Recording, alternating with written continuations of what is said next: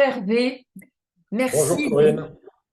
merci de m'accueillir pour cette deuxième interview qui va être un petit peu plus orientée sur la voix et le commerce, les commerciaux, la fonction commerciale.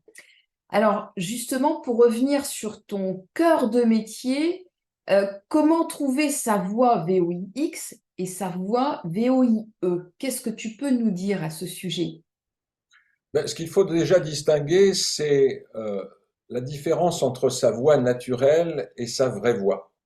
Moi, j'ai des gens qui ont été tout à fait épatés de découvrir leur vraie voix. Et quelquefois, même, ça leur fait verser des larmes, parce qu'ils ne soupçonnaient pas que leur vraie voix était aussi intéressante. Et la voix, en fait, on élabore son langage par imitation, donc on imite très souvent la mère et aussi le père. Donc, ça n'est pas forcément sa vraie voix. Donc, ce qui est déjà intéressant, c'est de connaître les capacités, les qualités intrinsèques de sa vraie voix, et ensuite, évidemment, de les améliorer, hein, de les exaucer. Et ce qui permet quelquefois de mieux trouver sa voix VOIE. C'est-à-dire que moi, j'ai des clients qui ont fini par modifier leur carrière ou qui ont exaucé leur carrière. Et ça, c'est tout à fait intéressant. La voix, ça touche à l'intime et ça a un impact très important. Donc, il faut aussi d'ailleurs faire très attention de ne pas modifier la personnalité de quelqu'un, mais d'exaucer la personnalité. Finalement, tu es un vrai révélateur, quoi. Tu révèles la voix dans tous les sens du terme, et c'est une façon de trouver sa raison d'être, en fait. La voix et la psychologie sont très liées. En psychanalyse, on sait que tout ce qui sort de nous, par définition, nous fait peur. Donc il est important d'avoir conscience de ça et surtout de se familiariser avec sa propre voix. Le nombre de gens qui n'aiment pas leur voix est assez incommensurable, hein. Oh oui. Donc c'est important que ça devienne non seulement familier, mais qu'on l'apprécie. Et quand on l'apprécie, eh bien on a son capital confiance qui augmente. Et ça, c'est très important pour. On sait ce que vaut la confiance, hein. Une équipe de football qui est dernière du classement, mais qui a d'un seul coup une confiance absolue, bah, être capable de battre la meilleure équipe. Donc ça c'est déjà vu et c'est connu, hein. C'est très connu. Moi, je l'entends très souvent, effectivement, au niveau de la fonction commerciale, aussi bien des dirigeants que des commerciaux. Et donc, justement, je voulais aborder la deuxième question. Euh, Qu'entend-on par attractivité vocale et justement, comment travailler cette attractivité vocale auprès de la fonction commerciale? Alors j'évoquerai deux points. Il y a les qualités qui rendent la voix plaisante, hein, on en a déjà parlé. Mais il faut aussi maîtriser la prosodie. Et la prosodie, eh bien, c'est l'ensemble des intonations et des rythmes que l'on va utiliser. Il ne faut pas oublier que la voix, c'est du son et du bruit. Et c'est donc de la musique. La mélodie, qu'est-ce que c'est? Ce sont des notes différentes les unes derrière les autres. Et quand on parle, eh bien, on fait du rythme et de la mélodie. Et ça va évidemment. Moi, je dis souvent que rapprocher la voix parlée de la voix chantée, ça permet d'enchanter. Et on sait par exemple que les comptines, même celles qui existent depuis 200 ou 300 ans, eh bien on s'en souvient encore. On les connaît encore aujourd'hui.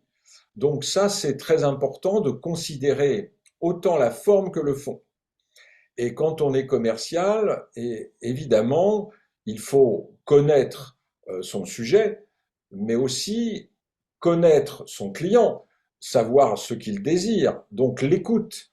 Et quand je parle de voix, je parle aussi de l'ouïe, parce que lorsque je fais un travail sur la voix, je fais aussi un travail sur l'ouïe. Il est très important que l'ouïe développe son champ de fréquence pour qu'elle puisse analyser davantage les interlocuteurs. Voilà. Et ça, c'est très intéressant lorsque les gens travaillent suffisamment sur les techniques vocales. Ils me disent toujours, mais j'entends plus les gens de la même façon et je les analyse mieux. Donc ça, pour le commerce, pour les négociations, c'est quand même très important. Je suis bien d'accord. Donc, en résumé, prosodie, impact et donc écoute, écoute active. En Oui, moi résumé. j'étais très étonné que peu de gens en France, pour pas dire pas du tout, travaillaient sur la prosodie.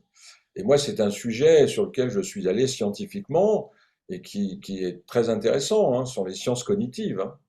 Alors, tu as raison, justement. Alors, comment faire, puisque pour la fonction commerciale, aujourd'hui, comment avoir cette attractivité vocale et surtout cette authenticité, en fait, c'est de se dire comment je vais être suffisamment authentique pour donner confiance et aussi récupérer forcément la confiance de l'autre, sans dévoiler non plus tout est secret. Alors, l'idéal, c'est d'adapter sa voix à son interlocuteur. Vous avez des gens qui ont besoin, par exemple, lorsque je travaille avec des avocats, je leur dis, mais est-ce que vous avez connaissance de la personnalité qui est en face de vous?